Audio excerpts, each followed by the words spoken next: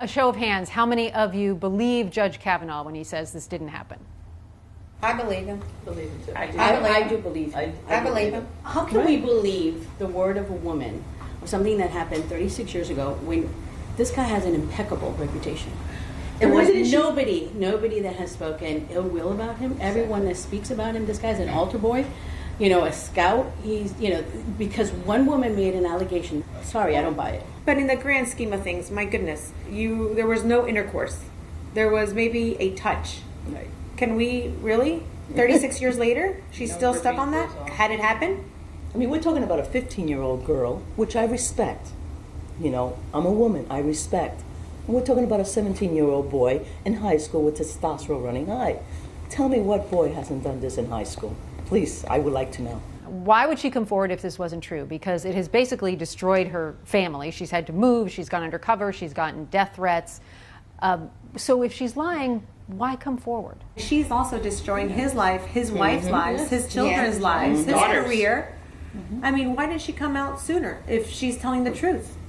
Why didn't she come out when he was going into the Bush White House? Why didn't she come out when he's been a federal judge for over a decade? Why not have a thorough investigation instead of just the two of them, he said, she said? Because it doesn't matter. It does not matter what everyone else has to say. This is what happened, though, with Clarence Thomas and Anita Hill. The FBI investigated. It took 3 days. Done. Why not now?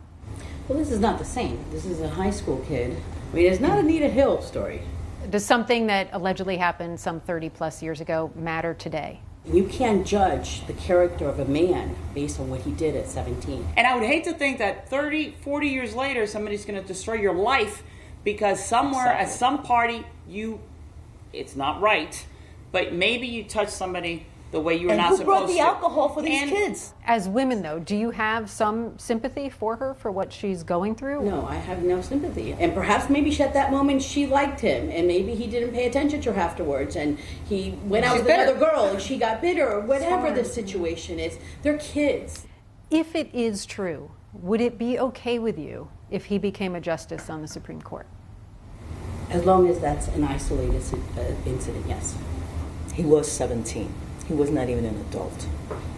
And we all made mistakes at 17. I believe in a second chance. I'd be more than okay with him being Supreme Court judge. If the person made a mistake and they've moved on and they have been a good human being, who are we to judge?